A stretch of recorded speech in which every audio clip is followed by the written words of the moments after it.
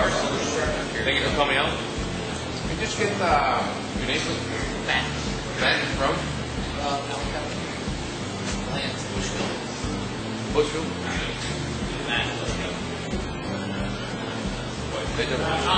Bushville.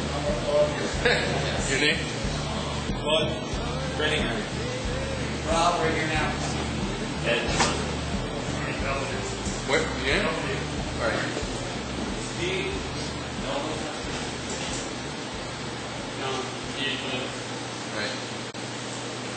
All right, guys. Again, my name is Christian. I'm from Honduras by way of Miami, Florida. We're a small family company. We make Camacho cigars. We're very happy you guys are here. We're able to present our product to you guys and introduce you to a whole new line of products. Have any of you guys smoked Camacho cigars before? Which one?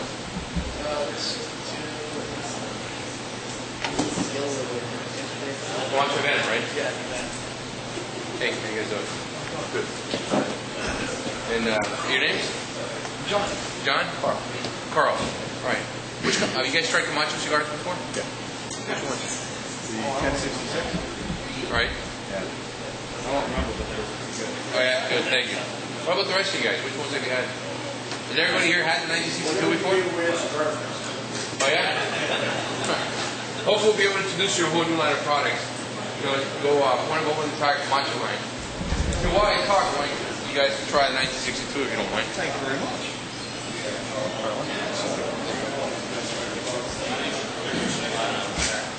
All right, thanks, man. No problem. Appreciate it.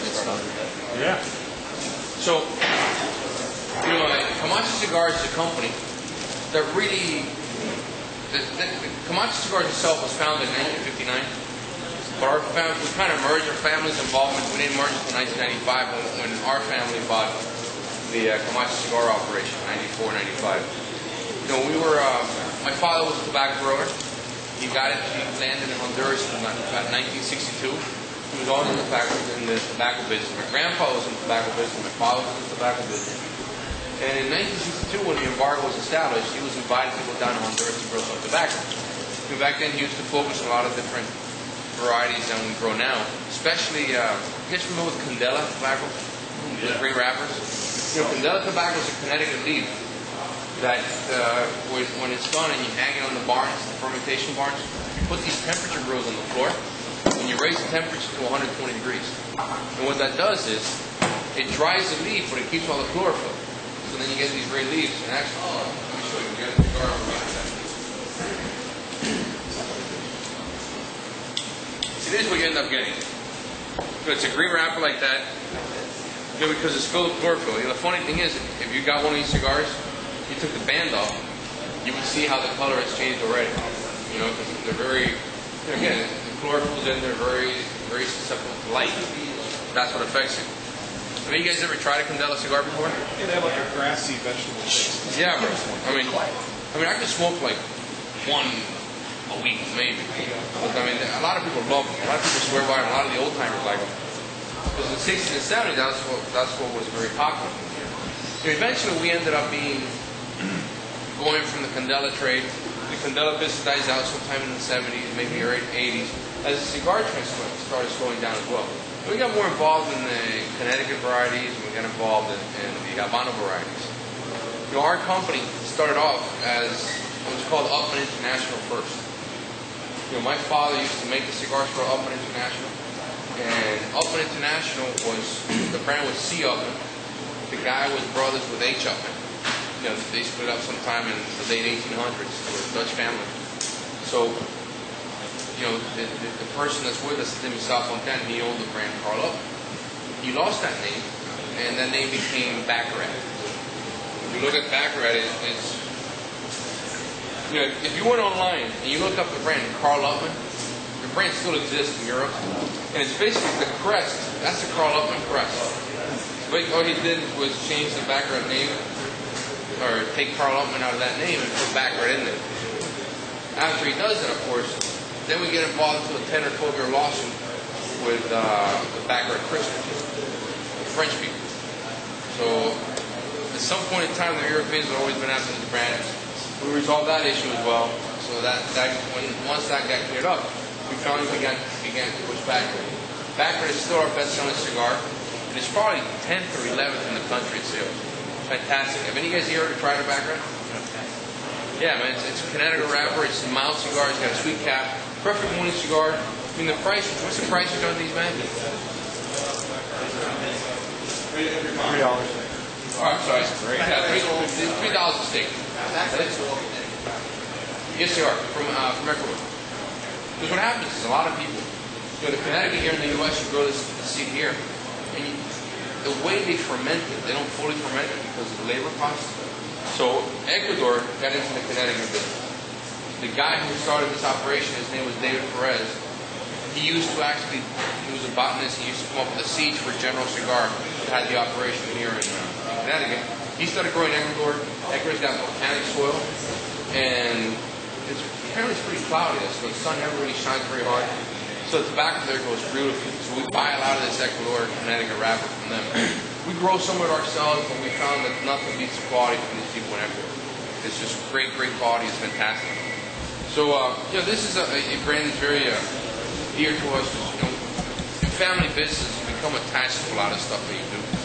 And a lot of brands are very special. The first cigar I ever smoked was one called La Fontana, which is very similar to the Back Rest.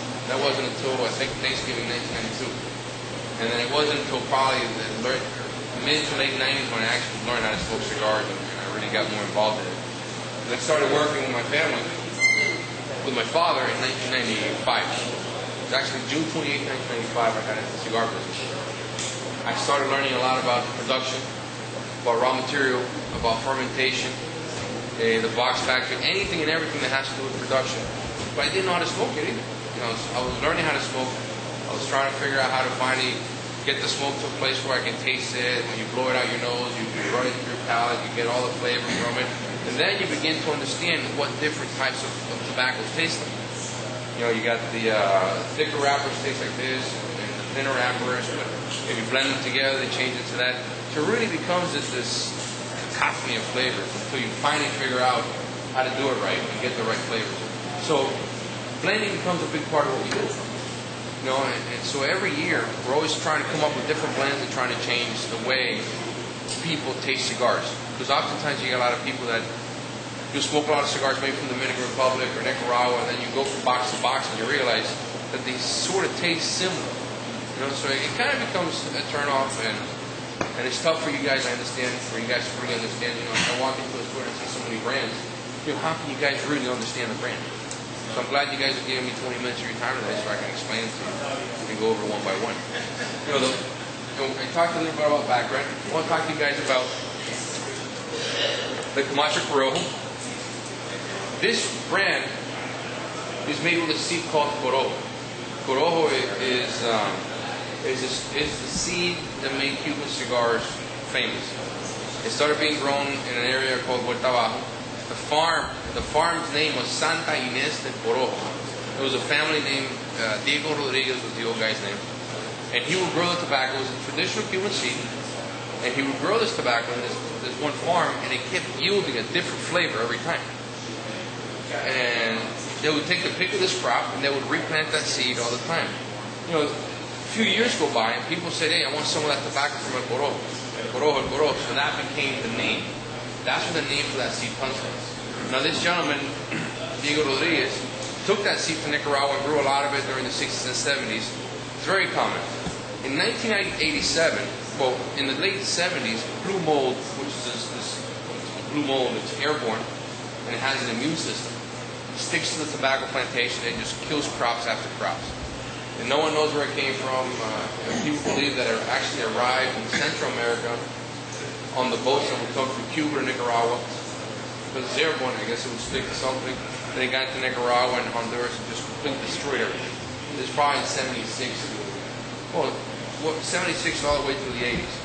And that's also came, not that it came at a good time, but fortunately the cigar business was also on its way down at that time. So really there wasn't that much pressure to come up with different leaves and different varieties. Cuba abandons the Corojo leaf, the Corojo seed in 1987, because they just couldn't deal with the blue mold. They couldn't deal with all these different issues. But they also established the Tobacco Institute that was funded by a French monopoly. and they started working on the different hybrids. The first one that they came up with, I think, was called H92, Havana 92. Then they came out with Havana 2000, I'm sure everybody's heard the name. Then Corojo 99 and Corojo 98. So everybody abandoned the Corojo seed. Once we understood the blue mold a lot better, and this seed, the authentic Corojo seed had been sitting for about 20 years, we decided to try it again. Maybe 12, 15 years. We decided to get it from Diego Rodriguez. We started growing the seed back in 1997. Fantastic. Boom. The first crop wasn't that fantastic. It was kind of terrible.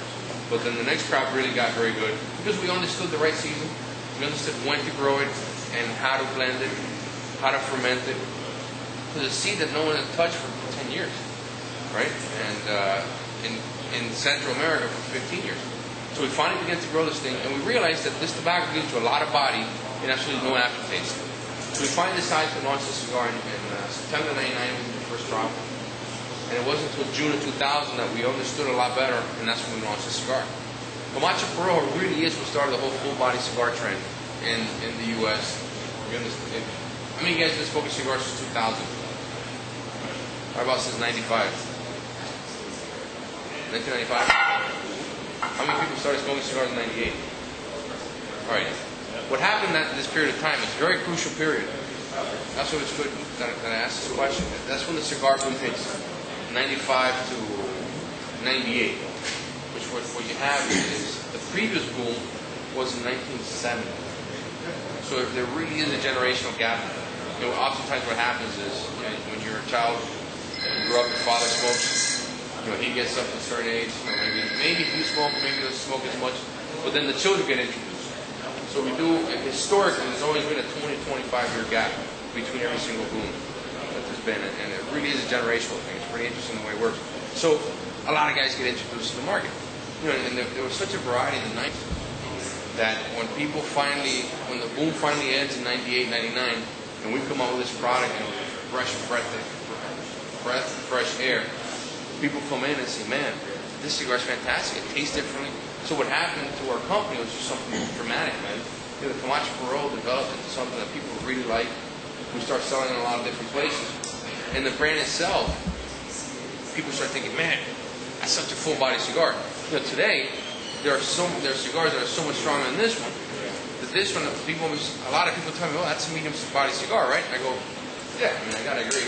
But at that time, in 2000, it was pretty a full-body cigar. Now, this cigar, because Corojo is still my personal favorite tobacco. I had one cigar I used to make for myself all the time, which was made from the top part of the plant. It's called the Diploma line. The Diploma line, we have it available in 5 sizes. This size, the 822, is exclusive to Cigars International. It's torpedo shaped.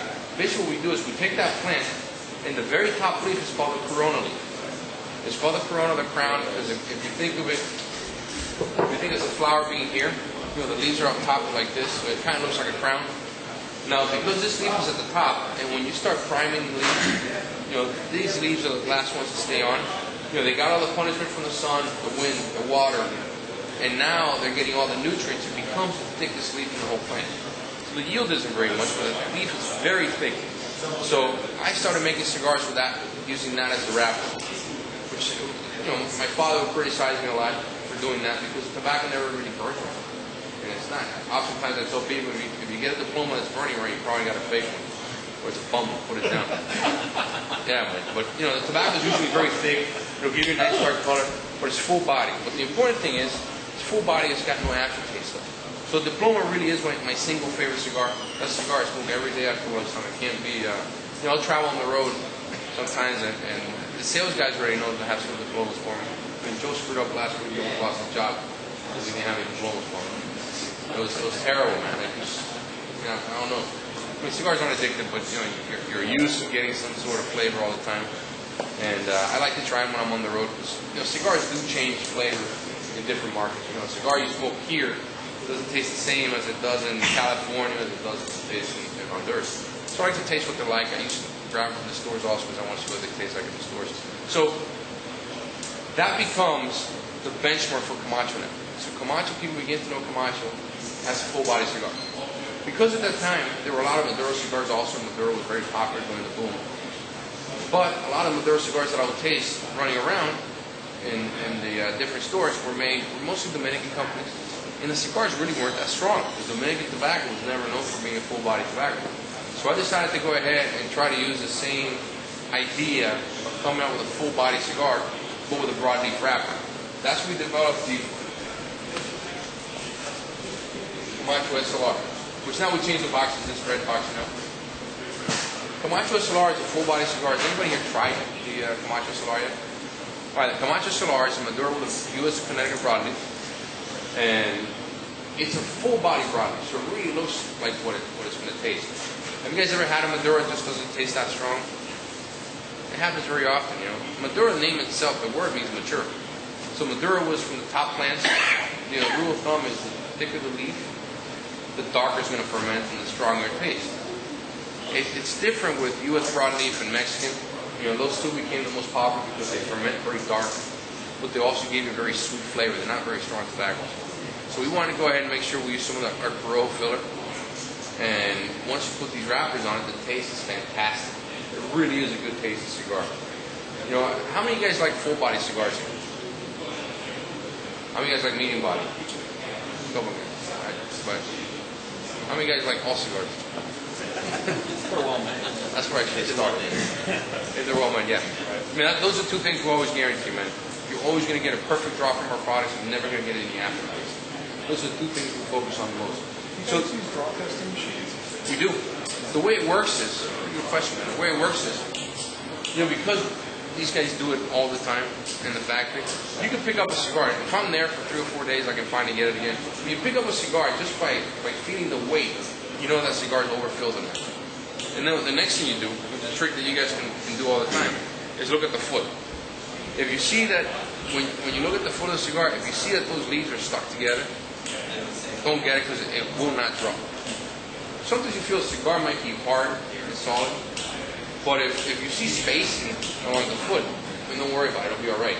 I mean, if you pick up, usually a Maduro cigar will be a lot heavier than a regular cigar, because the leaves are thicker. But, so what happens is, the bunches will be made, the supervisor will go to the buncher, you'll pick up the cigars and say, look, you know, these cigars don't feel right, come with me. And then they'll go and they'll do a random testing on them. And then during the day, that's all, we got a crew of guys, about 7 or 8 guys, we got about 10 machines. And that's all they do all day long, man. At random. They'll go and, okay, come here, let's go check your cigars. And then make sure that the bunch is always there. Because these guys get paid by piecework, so we want to make sure you don't get treated unfairly. We have cigars that don't draw. When we install the machines, we're 1% of our production, which is ridiculous. Now, you know, that average is down to nothing. I mean, almost perfect. So really, you know, I've had one argument with one customer one time. I said, bro, you know, tell me anything you want, but don't tell me the cigars don't draw. The guy actually had the cigars, he kept it because I was coming. And then we started drawing these cigars, and they were perfect. The guy was just being a pain. So anyway, that's the one thing. So if you ever want to get me going, tell me the cigars don't draw. So that's one thing we're real proud of. So we developed the Camacho SLR with a broadleaf. It becomes extremely popular, and then that just cements the image that Camacho cigars makes full-body cigars. So from then we go ahead and we develop the next one, that is the Coilar. This one over here. Camacho Coilar is a cigar. It's got the black band on it. It's named Coilar because that's the name of this one farm. It's my father's favorite farm. It's a small farm. It's about 55 acres. And the tobacco from this farm is strong, man. The soil's so rich and we've never grown this variety on it before. So cigars really were originally extremely strong. I had to tone them down to the extent that they really make you ill when you smoke them. You get some cold sweats, and the stomach starts spinning. You guys ever had that before? Cold sweat. Yeah. Man, Coca-Cola, that's your cure. Drink, yeah, man. The sugar, and you take 2 swigs and it cures you just like that. Wow. It's amazing, yeah, man. Cool. Kia does that to you also? Yeah, man. You know, some people say it's nicotine overdose. I don't know what it is. And I assume it's the coke, the sugar in the coke that cures you. Either that or the flavoring, or it can't be the water. So, this one comes in natural, dark natural. You guys have any dark natural? Where's Matt? Right? I don't think they have any dark natural here. The natural really aren't that strong. So as we continue progress, we began to realize that we were scaring a lot of people out of smoking Camacho because we were focusing too much on full body cigars that a lot of guys that don't like full body cigars didn't want to try them. They would just look at the box and they get kind of scared. So one thing that we did was we started coming up with different ideas on how to lower the strength or coming up with blends that weren't as strong. And one of the first projects was one that we did with Cigars International, which is a cigar that we handed out now, which is the 1962. 1962. No, Are they too strong, you think? no. Oh. No, I was saying, if you want to make them weaker, you just inject them with estrogen. You get in trouble. That's not politically correct. Anyways, we come up with the 1962. That's the one we handed out to you guys. And we wanted to come up with something medium body. The cigar we handed out now. So now we begin to attract a whole new group of customers. And we realized that, look, not everybody likes full body cigars. I mean, we've always known this, but we're just trying to figure out how do we introduce more people. It was part of our pleasure, my father's pleasure, my pleasure, is to see people smoking cigars. I mean, the best compliment that we can get is when you see a cigar butt on the ground, smoked almost to the band, that's got your band on it. I mean, that's the best compliment ever. So once you're looking at this, and you watch people like at the golf tourney I was watching it, you just pay a lot of attention to see how much people are smoking.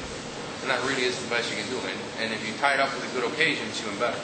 You know, that's why we're very supportive of stores like this that do events like this or that set up the lounges, because people need to come in and relax. You know, a lot of you guys here on a Saturday, you guys just want to sit back and relax. So I'm really happy and honored you guys are here so I can spend some time with you guys talking to you about our products. Now, as we realize that the 1962 becomes extremely popular, then we say, okay, people aren't that scared of Camacho. They want to try medium body cigars. So I start working. While coming up with this project, I was working on another one that was really a strong cigar called Triple Maduro. Are you guys familiar with the cigar yet? No? Shame on you guys. Oh, yeah, hey. All right, listen. Triple Maduro. Wrapper, binder, and filler are Maduro.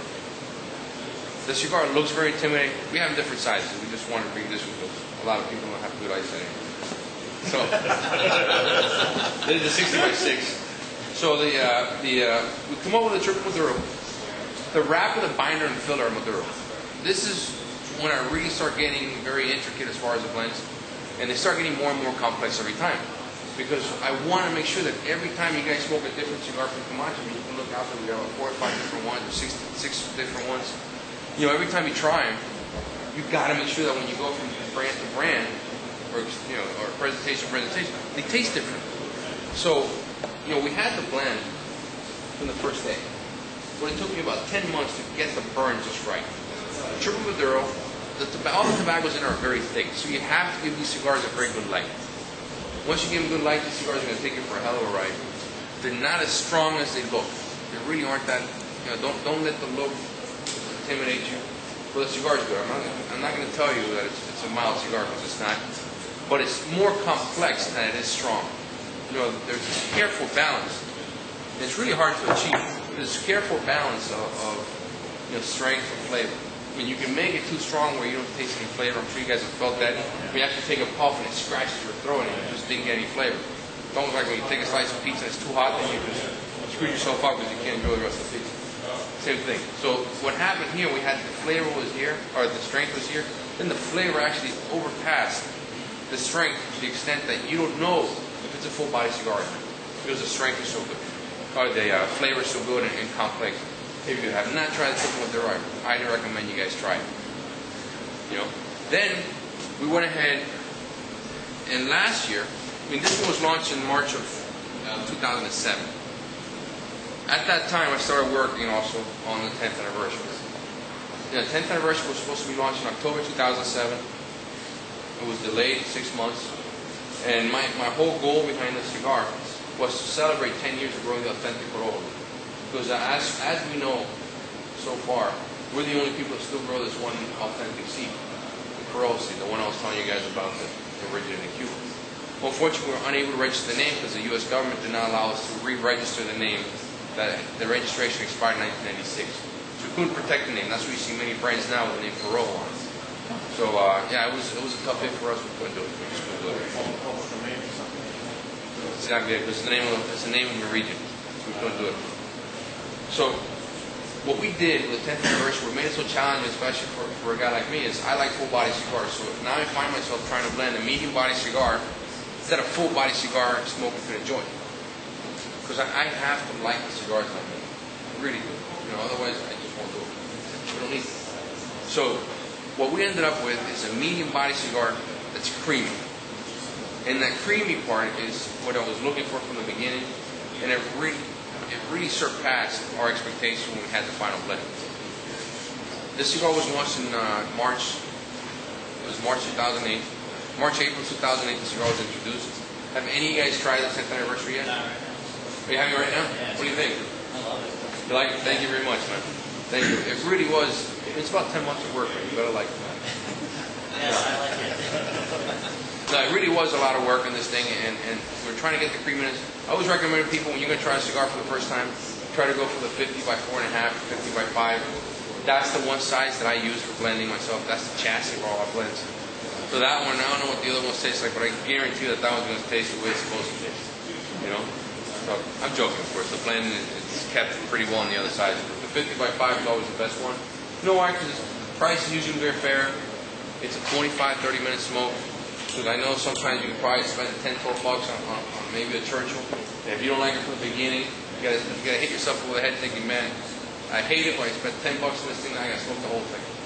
So, you know, start with a 50 by 5, 50 by 4.5. So that's one good concept. I mean, if you really want to get into blends that are complex and intricate, like the 10th anniversary, there's another one that we did that's an exclusive for these guys here, which is called the 1962 limited edition, pre-embargo. What this one is we have very old Cuban tobacco. That's where the cigar is shaped like this. It's thin because we want to make sure that the blend stands out. This cigar is medium to mild.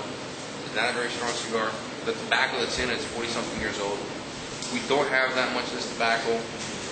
When it's gone, it's gone. And when we're done with these cigars, they're done. I mean, these sell here for $25. It really, if you haven't tried one of these pre-embargoes, try it, because you really are going to enjoy it. I guarantee you that. And I don't know how many they have here. How many pre-embargoes you get? I think we have 3 more boxes. That's it. All right. There's more in the warehouse. All right. All right. So you got try 1 or 2. I mean, you guys should try it.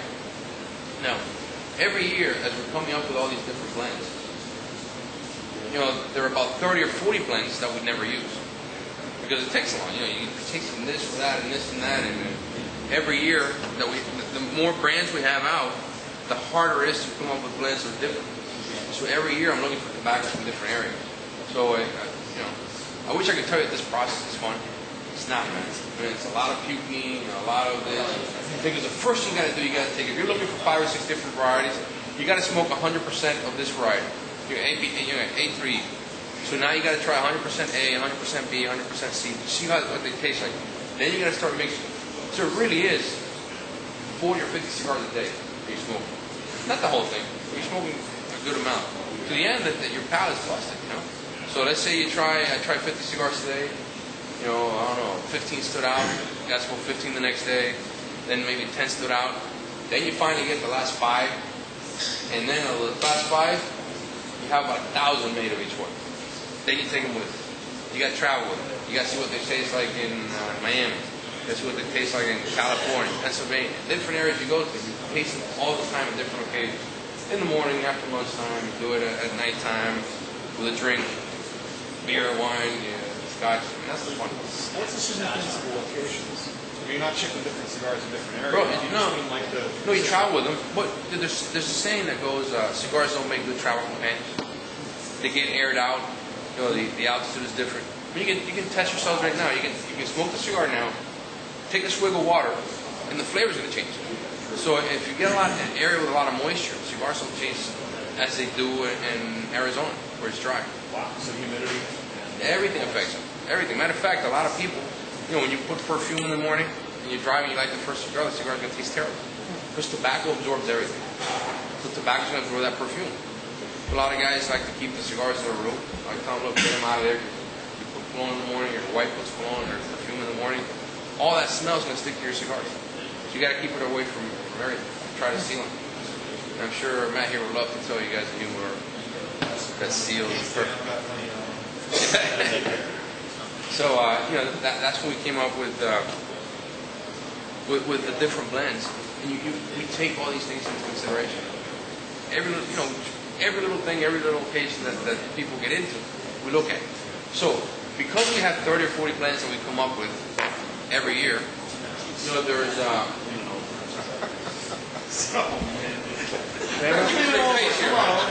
Now our cigars are going to taste different. It tastes like ass. Not the proudest moment of my yeah, they absorb everything. Now, Now our cigars are going to taste like ass. Get that up here. now if you want to taste the flatulence. Oh man, let's just forget that. It's on camera now. That's the blooper reel. You're gonna be called the YouTube fart guy. Oh, please no. Flatulator. Is this going to be on YouTube now? Yeah. We will now. Anyways, see now you just screwed up my whole presentation. Man. Sorry. Take two. Double wrap. Yeah, let's get that up here and sit it down. All right, guys. So anyways, what we have is Want to bend over again? No. Shut up. so the Liberty is a cigar we started back in 2002. Good. In 2002, when we started this whole coming up with different blends, I wanted to come with something that people would like to collect and try different. You know, I like taking. It's pretty much like a guy when he prepares a meal. I want to make sure when a guy tastes a product, he tastes something completely different every time in every presentation. Because I want to fulfill the expectations they have when you look at a product. So we come up with a Liberty every year. First one was 2002, and it's progressed every time. You know, there's one every year. I think 2004 we had two. That was the only year there were two presentations. Every other year, it's just one. It usually comes out June or July that year. This one was launched about 4 weeks ago. It was last month. So when you get the Liberty, this is a box press barber pull, and this is a creamy flavor.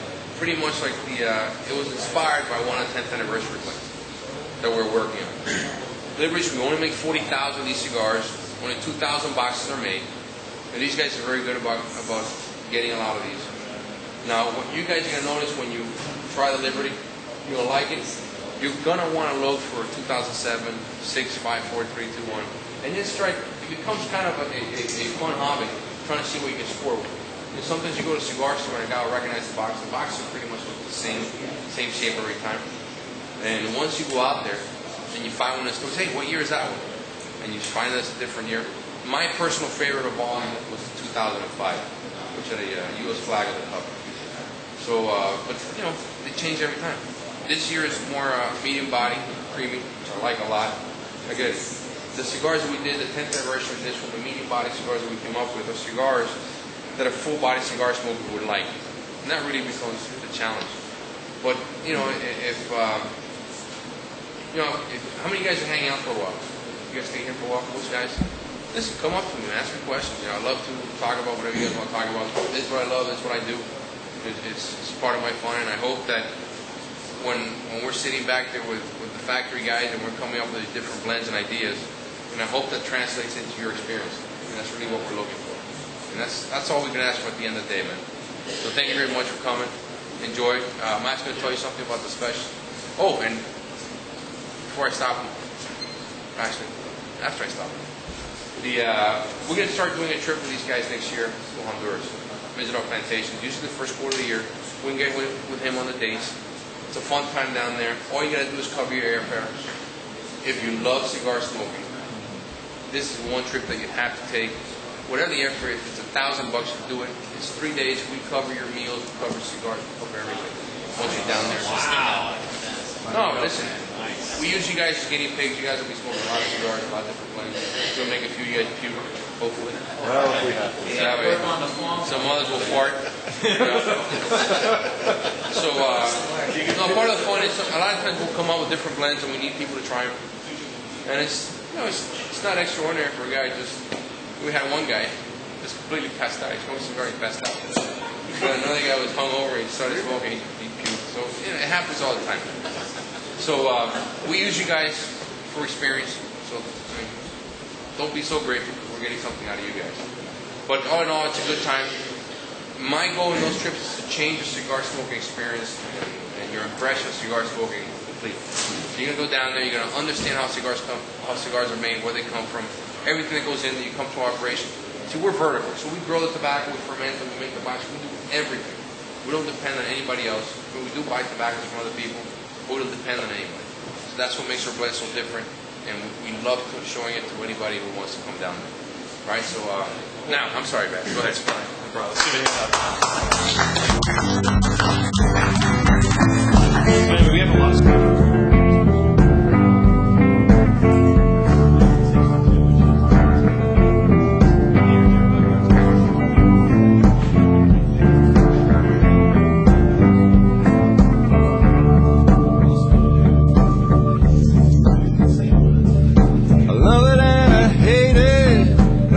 Seem to